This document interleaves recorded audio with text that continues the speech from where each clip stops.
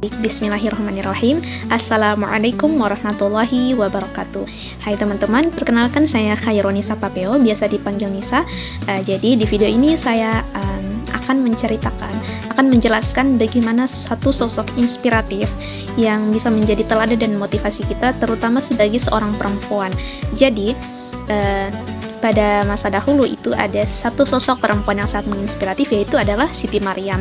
Jadi di sini saya mengambil sebuah kisah yang dijelaskan dalam surah Maryam itu sendiri, yaitu kisah Maryam. Dia terdapat dalam dalam ayat ke-16 sampai dengan kurang lebih ayat ke-35. Jadi di ayat-ayat tersebut itu menceritakan bagaimana Maryam ini mengalami atau menjalani sebuah ujian yang lumayan berat di dalam kehidupannya Siti Maryam. Ia harus menjalani dan menghadapi beberapa ujian yang sangat menguji bagaimana keimanan dan juga keteguhan yang ada di dalam diri Maryam. Pada saat itu Maryam diuji oleh sebuah amanah. Jadi Maryam itu dianugerahkan oleh Allah, yaitu berupa seorang anak laki-laki. Jadi malaikat Jibril datang memberikan anugerah, malaikat Jibril datang untuk menyampaikan anugerah berupa seorang anak laki-laki yang suci kepada Maryam pada saat itu. Nah, Maryam di sini kan Maryam kebingungan, bagaimana bisa aku mengandung seorang anak laki-laki sedangkan aku tidak pernah disentuh oleh seorang laki-laki pun dan aku bukan seorang pezina.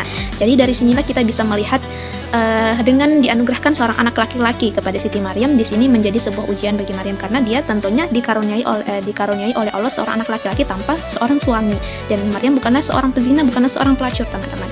Nah, di sini berbagai ujian dan cobaan yang dihadapi oleh Maryam. Sampai dengan berada di ujian, Maryam sedang mengandung anaknya. Maryam itu mengasingkan diri ke tempat yang jauh dan hanya bersama oleh anak yang berada di kandungannya pada saat itu. Nah, kemudian pada saat Maryam mau melahirkan, itu Maryam diuji oleh rasa sakit yang dialami oleh Maryam saat mau melahirkan. Nah, di situ saking sakitnya mungkin rasanya mau melahirkan oleh Siti Maryam ini sampai menyandarkan dirinya ini di pangkal pohon kurma pada saat itu. Saking sakitnya Maryam, menahan rasa sakit, Maryam itu berkata bahwa seandainya aku mati sebelum merasakan ini. Jadi saking sakitnya Maryam itu rasanya ingin mati begitu. Maryam mengatakan bahwa seandainya dia bisa mati sebelum merasakan hal ini begitu. Itu adalah salah satu ujian yang dihadapi oleh Siti Maryam. Ketika Maryam membawa anaknya kembali kepada kaumnya, itu Maryam mendapatkan berbagai perkataan-perkataan yang tidak menyenangkan. Maryam mendapat berbagai tuduhan, fitnah, dan cemoohan. Mereka mengatakan bahwa sungguh Maryam ini membawa sesuatu yang sangat mungkar.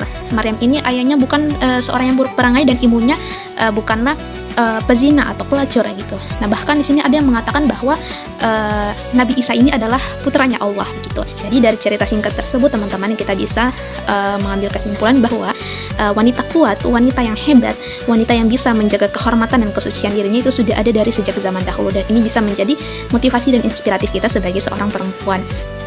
Teman-teman, setelah tadi menceritakan kisah yang inspiratif dari sosok yang dapat menjadi motivasi dan teladan kita, yaitu Siti Maryam, di sini saya akan tarik ke konteks masa kini, yaitu maraknya terjadi kasus pelecehan dan kekerasan terhadap anak. Padahal kita ketahui bersama, anak ini adalah amanah, anak ini adalah tanggung jawab bagi setiap orang tua, bagi setiap orang dewasa.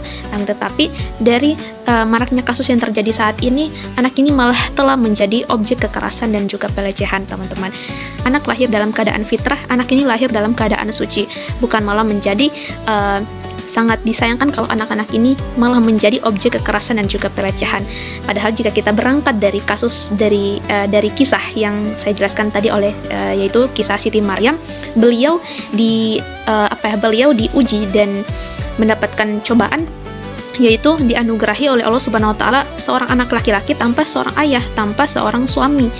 Akan tetapi dari ujian dan cobaan yang dihadapi oleh Siti Maryam ini tidak menjadikan Maryam itu berkecil hati dan tidak menjadikan Maryam ini tempat untuk membenci anaknya, tidak.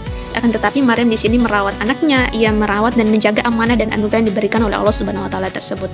Akan tetapi jika dilihat dari konteks masa kini, saat ini anak malah menjadi objek kekerasan dan juga pelecehan. Bahkan kekerasan dan pelecehan yang terjadi tersebut bisa sampai dengan membunuh anak. Padahal di dalam Al-Qur'an Allah telah menjelaskan hukum dari membunuh anak tersebut. Contohnya dalam surah Al-Isra ayat 31 Allah menjelaskan, janganlah kamu membunuh anak-anakmu karena takut miskin, kamilah yang memberikan rezeki kepada mereka dan juga kepadamu, karena sesungguhnya membunuh mereka itu adalah suatu perbuatan dosa yang besar. Nah, dengan beberapa motif kekerasan, dengan beberapa motif yang terjadi untuk menjadikan anak ini sebagai objek kekerasan dan pelecehan, kita kembali lagi bahwa anak ini adalah amanah, anak ini adalah tanggung jawab. Apapun yang terjadi yang menjadikan seseorang itu ingin sekali melakukan pelecehan dan kekerasan terhadap anak, kita tidak bisa sampai dengan membunuh dan melakukan kekerasan terhadap anak, karena mereka adalah anugerah dan juga amanah yang dititipkan oleh Allah Subhanahu wa taala kepada setiap orang tua atau kepada setiap orang dewasa. Nah, di sini dalam Al-Qur'an itu dijelaskan dalam surah At-Tahrim ayat 6 bahwa dikatakan, jagalah dirimu dan keluargamu dari api neraka yang bahan bakarnya adalah manusia dan batu.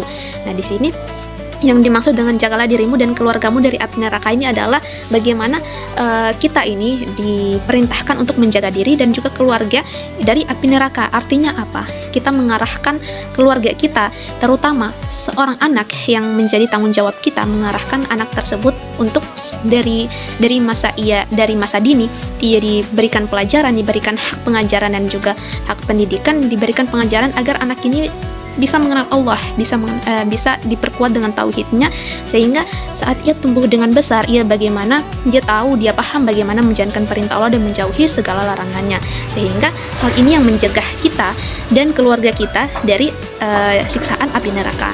Kita bisa mengambil pelajaran dari kisah Maryam bahwa ia bersabar, ia tetap menjalankan perintah Allah, ia tetap menjaga amanah tersebut dengan sebaik mungkin dan ia tidak berputus asa di jalan Allah. Itulah sekian dari saya, teman-teman. Lebih dan kurangnya mohon dimaafkan. Wabillahi taufiq wal hidayah. Wassalamualaikum warahmatullahi wabarakatuh.